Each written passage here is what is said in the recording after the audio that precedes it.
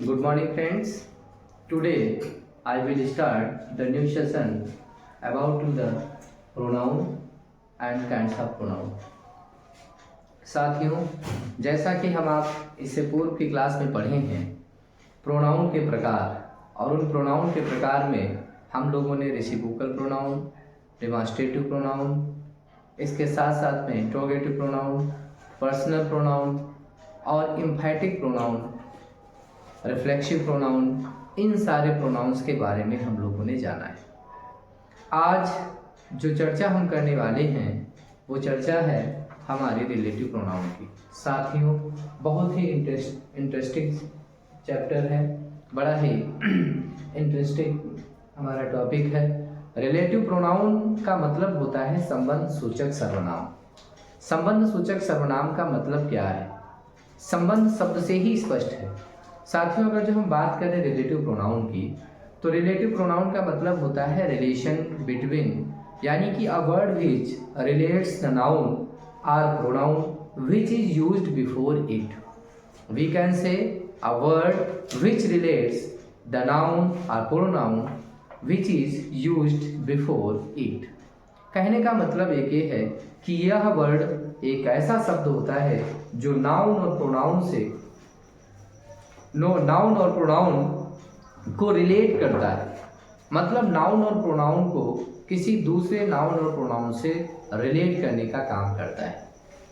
ये हमारे जो वर्ड्स होते हैं मित्रों, जो वर्ड्स होते हैं ये सेम बिल्कुल जो वर्ड्स हमारे इंट्रोगेटिव प्रोनाउन में यूज किए जाते हैं वही वर्ड्स हमारे रिलेटिव प्रोनाउन में यूज किए जाएंगे। जैसे हमने हु का प्रयोग सुना, जैसे हमने हु का प्रयोग जाना, जिस तरीके से होम का प्रयोग, जिस तरीके से विच का प्रयोग, वाई का प्रयोग, इन सारे प्रयोगों को मैंने जाना। इन सारे प्रयोगों का रिलेटिव प्रोनाउन में किस तरीके से प्रयोग होगा इस पे भी हमें चर्चा करनी है और जानना है। आइए साथियों हम देखते हैं। देखिए, सबसे पहले तो हम ये समझ लें, रिलेटिव प्रोनाउन हमने आपको बताया, रिलेटिव प्रोनाउन का मतलब होता है संबंध सूचक सर्वनाम। कौन सा भैया? संबंध सूचक सर्वनाम।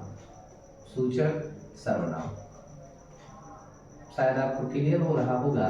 अच्छा, एक चीज बताओ भाई, संबंध हम कैसे स्थापित करेंगे? संबंध नाउन और प्रोनाउन के साथ में ही तो स्थापित करेंगे। किसी नाउन प्रोनाउन के संबंधों को किसी दूसरे नाउन प्रोनाउन के संबंधों के साथ में कोरिलेट करने की पोजीशन, यानी कि उनको जोड़ने की पोजीशन। इसकी हम एक साधारणतः डेफिनेशन ये समझ सकते हैं, अ word which relate the noun और pronoun which is used before it। कहने का मतलब एक ये है कि हम नाउन और प्रोनाउन का रिलेशन किसी दूसरे नाउन और प्रोनाउन के बाद में, यानी कि उनका रिलेशन हम किस तरीके से कोरिलेट करते हैं, वो सारी चीजें इसमें संबंध सूचक सर्वनाम में आती हैं। अब सबसे पहले हम हु और हुम को समझ लेते हैं। रिलेटिव प्रोनाउन में सॉरी, पहला हमारा है हु, ठीक, और दूसरा हमारा है हुम। ध्यान से समझिएगा, ये हु और हुम जो हमारे रिलेटिव प्रोनाउन हैं, हु का मतलब होता है कौन, हु का मतलब होता है जो कि, और हुम का मतलब होता है किसको। ये हुम हमारा जो है ये सब्जेक्टिव केस है। कौन सा केस है भैया? सब्जेक्टिव केस है, ठीक। और हुम कौन सा हमारा केस है? ऑब्जेक्टिव केस है। कौन सा केस है भैया? ऑब्जेक्टिव केस है। अर्थात कहने का मतलब एक ये है कि हु का जो प्रयोग होगा वो सब्जेक्ट के रूप में होगा, और हुम का जो प्रयोग होगा वो किसके रूप में होगा? ऑब्जेक्ट के रूप में होगा। ओके, जैसे मान लीजिएगा हमने कहा, सपोज करिएगा एक सेंटेंस हम कह रहे हैं, जैसे हमने कहा आलोक मेट विमल। आलोक मेट विमल। आलोक किससे मिले? विमल से मिले, ठीक। इसके बाद में हमने कहा, दूसरा सेंटेंस है ही was crying, CRYING, he was crying. Suppose करिएगा ये सेंटेंस लिखा। साथियों, बिल्कुल फ्रैंक होकर के पढ़िएगा, आपका अपना चैनल है English by Anupam sir. Like करिए, सब्सक्राइब करिए और उन लोगों तक पहुंचाइए जिन लोगों को इंग्लिश की बहुत ज़्यादा डिमांड है। बहुत सहज तरीके से, बहुत ही सिंपल तरीके से आपको समझाया जाएगा और ये हम गारंटी करते हैं यदि आप पूरे सारे वीडियोस मेहनत से और तन्मयता के साथ में इनको देखते हैं तो 100% आपको इंग्लिश में इम्प्रूवमेंट दिखेगा और आपको इंग्लिश की पूर्णतः जानकारी भी हो जाएगी। साथियों, सहजता के साथ में हम इसको पढ़ते चले जाएंगे, सारी चीज़ें एक एक करके हमको कोरिलेट होते हुए सब की सब समझ में आएंगी। आज हम बात कर रहे हैं रिलेटिव प्रोनाउन की। रिलेटिव प्रोनाउन का मतलब होता है रिलेशन, रिलेशन का मतलब होता है संबंध, और संबंध का मतलब ये होता है किसी एक नाउन और प्रोनाउन का किसी दूसरे सेंटेंस में जो नाउन और प्रोनाउन है उनसे किस तरीके से रिलेट करने का जो वर्ड्स है, मतलब ये रिलेटिंग वर्ड्स हमारे, इनको हम एक तरीके से ये भी कह सकते हैं ये भैया क्या है, हमारे रिलेटिंग वर्ड्स हैं। भैया क्या है, रिलेटिंग वर्ड्स है। ये जोड़ने वाले संबंध सूचक शब्द हैं। इन संबंध सूचक शब्दों को अगर जो हम कनेक्टिंग वर्ड्स भी कह सकते हैं, इनको जोड़ने वाले शब्द भी कह सकते हैं। साथियों, जैसे मैंने सेंटेंस एक लिखा है, फर्स्ट नंबर लिखा है आलोक मेट विमल। आलोक किससे मिले भैया, विमल से मिले। और दूसरा सेंटेंस हमारा कह रहा है कि ही वाज क्राइंग, वह क्या कर रहा था, रो रहा था। अब आप एक चीज बताइएगा, Alok met Vimal, he was crying, he कौन, मतलब जो विमल से मिले तो वो जो विमल है वो क्या कर रहा था, रो रहा था। अब विमल रो रहा था तो इसके लिए हम किस वर्ड्स का प्रयोग करेंगे, किस संबंध सूचक सर्वनाम का प्रयोग करेंगे। विमल सजीव है तो इसका मतलब एक ये हो गया कि जितने लिविंग थिंग्स हैं, नोट डाउन कर लीजिएगा सभी लोग, जितनी लिविंग थिंग्स हैं उनके साथ में हम किसका प्रयोग करेंगे, हु का प्रयोग करेंगे। तो हम किस तरीके से बनाएंगे, आलोक met Vimal who was crying, who was crying। अब देखिएगा यहां पर हु का प्रयोग किसके संबंध में हुआ है, रिलेटिव प्रोनाउन के रूप में हुआ। अगर जो यही हु का प्रयोग जब हम आपसे ये पूछते हैं कि who are you, what is your name, what is your father's name, who teach you English, who teach you Hindi, तो ये इंट्रोगेटिव प्रोनाउन का काम करता है। ये काहे का काम करता है, इंट्रोगेटिव प्रोनाउन का काम करता है। लेकिन इस सेंटेंस में जब ये दो सेंटेंस को जोड़ने का काम कर रहा है, यहाँ पर रिलेशन दिखाने का काम कर रहा है, तो यही हु यहाँ पर क्या हो जाएगा, रिलेटिव प्रोनाउन का काम करेगा, अर्थात संबंध सूचक सर्वनाम का भी काम करेगा। तो यहाँ पर एक बेसिक सी चीज समझ लीजिएगा, जितनी भी हमारी लिविंग थिंग्स हैं, जितनी सजीव वस्तुएं हैं, उनके साथ में हमेशा किसका प्रयोग होगा, हु का प्रयोग होगा। अर्थात साधारणतः ये समझ लीजिएगा, हु बराबर जू, जिसके जू है यानी कि जिसके जान है, उसके लिए हम किसका प्रयोग करेंगे, हु का प्रयोग करेंगे। किसका प्रयोग करेंगे साथियों, हु का प्रयोग करेंगे। साथियों, इसके बाद में हम whom का प्रयोग समझते हैं। अब whom में और whose में whom में और whom में अंतर क्या है। देखिए, ये मैंने आपको बताया है, साफ लिखा हुआ है सब्जेक्टिव केस, और ये कौन सा केस लिखा हुआ है, ऑब्जेक्टिव केस। एक चीज समझ लीजिएगा, सीधी सी बात है कि हु के बाद में हमेशा वर्ब आता है। जैसे लिखा होता है हु टीच यू इंग्लिश, तो हु के बाद में टीच आया शब्द। जैसे अभी सेंटेंस लिखा था कि आलोक मेट विमल, आलोक किससे मिलते हैं, विमल से मिलते हैं। इसके बाद में लिखा था कि हु वाज क्राइंग, अब हु के बाद में वाज आया था, लेकिन बस इतना इसमें नहीं होता है कि whom के बाद में हमेशा, whom के बाद में इसमें क्या आएगा, सब्जेक्ट आएगा।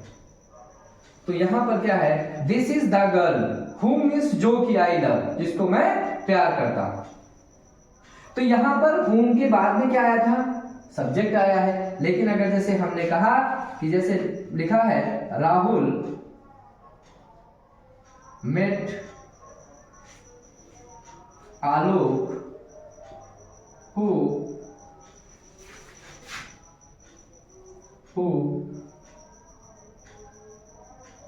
क्राइंग हु वाज प्लेइंग, कहता है राहुल मेट आलोक, राहुल किससे मिलता है? आलोक से मिलता है। हु वाज प्लेइंग, जो कि क्या कर रहा था? खेल रहा था। तो यहाँ पर हु के बाद में क्या आ गया? वर्ब आ गया। और यहाँ पर whom के बाद में क्या आ जाएगा? सब्जेक्ट आ जाएगा। तो ये whom जो है ये who का ऑब्जेक्टिव केस है और who क्या है अपने स्वयं में सब्जेक्टिव केस है। तो who हमारा सब्जेक्टिव केस हो गया और whom हमारा क्या हो गया? ऑब्जेक्टिव केस हो गया। तो एक बात क्लियर हो गई मित्रों, एक बात ये क्लियर हो गई कि who का प्रयोग प्लस whom का प्रयोग, इन दोनों का प्रयोग हमेशा किसके साथ में होता है? सजीव के साथ में होता है। किसके साथ में होगा भैया? सजीव के साथ में होता है। बशर्ते बात इस चीज की ध्यान रखना है कि whom का प्रयोग हमेशा ऑब्जेक्टिव केस में होगा। किस केस में होगा? ऑब्जेक्टिव केस में। अर्थात जैसे मान लीजिएगा कि ये ऑब्जेक्ट के रूप में और who का प्रयोग सब्जेक्ट के रूप में। ओके, तो who का प्रयोग सब्जेक्ट के रूप में और whom का प्रयोग ऑब्जेक्ट। साथियों देखिए दूसरा जो हमारा नियम है इसको आप नोट डाउन कर लीजिएगा। प्रीपोजिशन के बाद whom का प्रयोग होता है, ना कि who का। जैसे मान लीजिएगा कि कोई भी ऑब्जेक्ट दिया गया है और उस ऑब्जेक्ट के बाद में प्रीपोजिशन दिया गया है, तो प्रीपोजिशन के बाद में अगर जो किसी भी हमारा रिलेटिव प्रोनाउन का कोई वर्ड्स अगर जो यूज किया जाता है तो वो ऑब्जेक्टिव केस में होगा। अर्थात who का ऑब्जेक्टिव क्या होता है? whom होता है। whom में होगा, ना कि उसमें कोई वर्ड्स यानी कि who का प्रयोग हम नहीं करेंगे। जैसे सेंटेंस हमारा सामने लिखा हुआ है, he is the name, he is the man with, he is a man, he is the man with यहाँ पर क्या है हमारा? प्रीपोजिशन है ना? क्या है भैया? प्रीपोजिशन। अब जब प्रीपोजिशन है तो जाहिर सी बात है इसके बाद हमारा who का ऑब्जेक्टिव केस आएगा। कौन सा आएगा? whom आएगा। जैसे लिखा है he is the man with who Deepak Babu lives, तो यहाँ पर दीपक बाबू lives, जिसके साथ में दीपक बाबू रहते हैं, यहाँ पर who का प्रयोग नहीं होगा। यहाँ पर किसका प्रयोग हम करेंगे? whom का प्रयोग करेंगे। अब ये हमारा राइट होगा। समझ गया ना?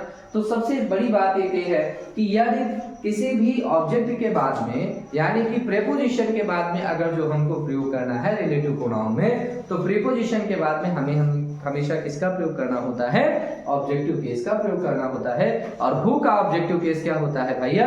who का ऑब्जेक्टिव केस whom होता है। तो यहाँ पर हम क्या लगाएंगे? whom का प्रयोग करेंगे। ओके, इसमें हम whom का प्रयोग करेंगे।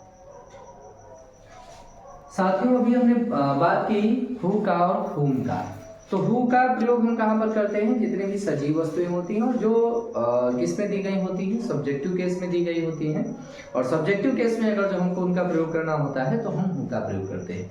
और यदि ऑब्जेक्टिव केस में हमको प्रयोग करना है तो हम whom का प्रयोग करते हैं। लेकिन निर्जीव चीजें, बेजान वस्तुएं, जानवर, पेड़ पौधे, इन सभी चीजों के लिए हम किसका प्रयोग करेंगे? क्वेश्चन ये है। तो इन सभी चीजों के लिए हम प्रयोग करते हैं विच का। विच का मतलब होता है जो भी, और विच का प्रयोग हमेशा निर्जीव वस्तुओं के लिए प्रयोग किया जाता है, जानवरों के लिए प्रयोग किया जाता है, पेड़ पौधों के लिए प्रयोग किया जाता है, छोटे छोटे जो पौधे होते हैं उनके लिए प्रयोग किया जाता है। तो ये विच का प्रयोग हम उन सभी चीजों के लिए करते हैं। ये सीधा सा कॉन्सेप्ट आपको बैठा लेना है। मतलब we use to the which for किसके लिए? एनिमल्स के लिए, एंड न्यूटर चीजों के लिए, मतलब जो बेजान वस्तुएं हैं, निर्जीव वस्तुएं हैं, उन सभी चीजों के लिए हम प्रयोग करते हैं। इसको नोट डाउन भी कर लेंगे। विच का प्रयोग हम किसके लिए? जानवरों के लिए भैया, और निर्जीव पदार्थों के लिए। आगे हम बात करते हैं, जैसे मैंने सेंटेंस लिखा the dog which is black is mine, तो यहाँ पर who का प्रयोग नहीं करेंगे। अगर जो हम भैया who का प्रयोग करते हैं तो ये बेसिकली गलत हो जाएगा। क्यों गलत हो जाएगा? बहुत सारे बच्चे कह रहे होंगे सर जी ये तो सजीव है तो क्यों आप इसको गलत बता रहे हैं? ऐसा है एक्चुअल में, ये बेसिक कॉन्सेप्ट है हमारा कि विच का प्रयोग अक्सर हम सामान्यतः जानवरों के लिए करते हैं। तो जब हम जानवरों के लिए करते हैं तो डॉग हमारा जानवर है, इसलिए यहाँ पर हम किसका प्रयोग कर देंगे? विच का प्रयोग करेंगे।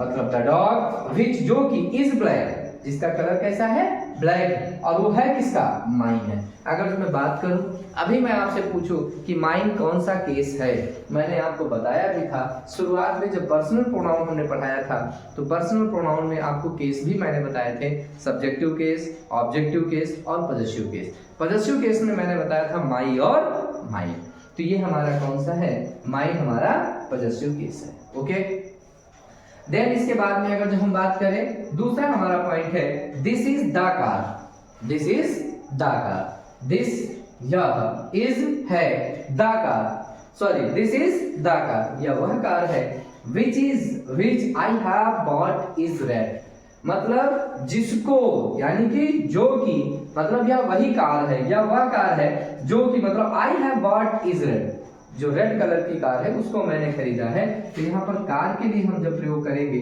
तो किसका प्रयोग करेंगे, विच का प्रयोग करेंगे।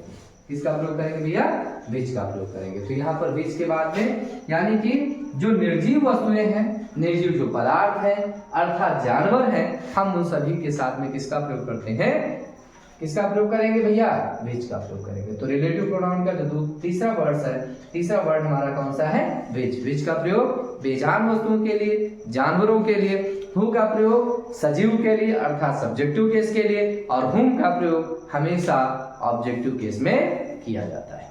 ओके,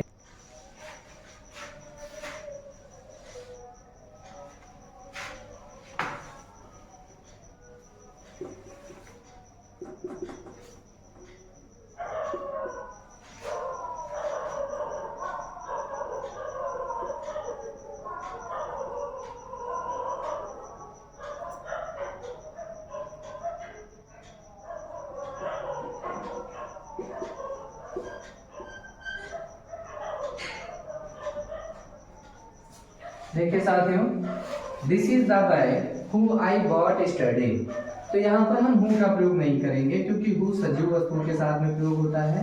इसमें हु की जगह पर हम क्या लगाएंगे, विच का प्रयोग करेंगे। किसका प्रयोग करेंगे, विच का प्रयोग करेंगे। तो क्या हो जाएगा, दिस इज द बैग, क्या लिखेंगे भैया, दिस इज द बैग हो जाएगा। इसके बाद में हु की जगह पर हम क्या लगाएंगे, that I bought, that I bought, जो कि मैंने खरीदा, और कब खरीदा भैया, स्टरडे को खरीदा। कब खरीदा, स्टरडे को खरीदा। इस तरीके से रिलेटिव प्रोनाउन में हमने आज जो डिस्कस की है, पहली डिस्कस हमने किस पे की, हु पर करी, दूसरी किस पे करी है, हुम पर किया। इसके बाद में हमारा विच आता है। तो हु और हुम का प्रयोग हमेशा, हु का प्रयोग सब्जेक्टिव केस में, हुम का प्रयोग ऑब्जेक्टिव केस में, और विच का प्रयोग हम किसके साथ में करेंगे, विच का प्रयोग हमेशा निर्जीव वस्तुओं के साथ में हम करते हैं। आगे हम बात कर लेते हैं दैट का प्रयोग। ये भी दैट का प्रयोग भी रिलेटिव प्रोनाउन के तहत आता है। जैसे दैट का प्रयोग नॉमिनेटिव अर्थ एवं मनुष्यों के लिए भी होता है। तो दैट का प्रयोग हम किस किस के साथ में करते हैं, नॉमिनेटिव और मनुष्यों के लिए करते हैं। तो आइए हम इसका एग्जाम्पल जानते हैं। साथियों, जैसे लिखा है this is the teacher that taught my children, मतलब दिस इज द टीचर, या वही अध्यापक है, दैट मीन्स जो कि, टॉट माई चिल्ड्रन, जो कि मेरे बच्चों को पढ़ाते हैं। तो जो कि के संदर्भ में हम इसमें किसका प्रयोग करेंगे, दैट का प्रयोग करेंगे। तो ये हमारे क्या हो जाते हैं, रिलेटिव प्रोनाउन हो जाते हैं। जब हम नरेशन पढ़ाएंगे आपको, तो नरेशन में दैट का प्रयोग जो हमारे अफर्मेटिव सेंटेंसेस होते हैं, यानी कि असर्टिव सेंटेंस जो हमारे होते हैं, असर्टिव सेंटेंस दो प्रकार के होते हैं, अफर्मेटिव और नेगेटिव सेंटेंस। उसमें से जब हम इन्वर्टेड कामा को हटाते हैं तो कंजंक्शन दैट का प्रयोग करते हैं। कंजंक्शन का मतलब यही होता है कि कनेक्टिंग वर्ड्स होते हैं। यहाँ पर रिलेटिव का मतलब ये होता है कि जो एक संबंध से, मतलब एक क्लास को दूसरे क्लास से हमको जोड़ने का काम जो कराते हैं, अर्थात नाउन या प्रोनाउन के साथ में संबंध स्थापित करने का काम करते हैं। तो उन्हें हम रिलेटिव प्रोनाउन या रिलेटिव वर्ड्स कहते हैं। इसी तरीके से जैसे लिखा है द चेयर, कुर्सी, विच मीन्स जो कि, इज रेड इज माइन, तो यहाँ पर क्या हो जाएगा, which is red is mine, क्योंकि चेयर यहाँ पर हमारा क्या है, चेयर एक्चुअल में हमारा बेजान वस्तु है, इसलिए हम इसमें किसका प्रयोग करेंगे, विच का प्रयोग करेंगे। ओके, तो इसमें हमें किसका प्रयोग करना है, विच का, और इसमें हमें किसका प्रयोग करना है, दैट का। साथियों, आज हम आपने मिल करके रिलेटिव मतलब प्रोनाउन का एक प्रकार जो है जिसका नाम है रिलेटिव प्रोनाउन, और हमारे और आपके भी रिलेशन धीरे धीरे मजबूत होते जा रहे हैं। आपने हमारे अपने चैनल पे, आपका अपना जो चैनल है इंग्लिश बाय अनुपम सर, उस पर आप लोगों ने बहुत ढेर सारा प्यार, बहुत ढेर सारा स्नेह और आशीर्वाद दिया है। बहुत सारे बच्चों ने लाइक भी किया है, सब्सक्राइब भी किया है और अपने कमेंटों को भी हम तक पहुंचाया है। साथियों, आज हम लोगों ने ये जाना है प्रोनाउन का जो एक प्रकार है जिसका नाम है रिलेटिव प्रोनाउन। रिलेटिव प्रोनाउन को हम लोगों ने जाना है जिसमें हु का प्रयोग, विच का प्रयोग, दैट का प्रयोग, whom का प्रयोग, इन सारे प्रयोगों को एक बृहद स्तर से जाना है। साथियों, मेरा कहना ये है कि यदि आपको ये सेशन अच्छे लग रहे हैं, बड़ा बारीकी से इन सेशंस के ऊपर हम आप मिलकर के काम कर रहे हैं, बिल्कुल बेसिक से एडवांस की तरफ हम लोग धीरे धीरे चलते हुए जा रहे हैं। मेरा मानना यही है और हमारा आप लोगों से यही कहना है कि इन वीडियोस को आप पूरे मनोयोग के साथ में, पूरी श्रद्धा और शिद्दत के साथ में देखिएगा और जब आप इसको बार बार रिपीट अगेन एंड अगेन बार बार देखेंगे तो 100% आपको समझ में भी आएगा और इंग्लिश मजबूत भी होगी। और मैं यही कहना चाहता हूँ कि यदि आपको सेशन अच्छे लग रहे हैं तो आप लाइक भी करिए, सब्सक्राइब भी करिए और लोगों तक पहुँचाइए जिनकी इंग्लिश की बहुत ज़्यादा, यानी कि जिनको इंग्लिश की बहुत ज़्यादा डिमांड है। इन बातों के साथ में मैं अपनी बात को यहीं पर विराम देता हूँ। बहुत बहुत धन्यवाद। नमस्कार।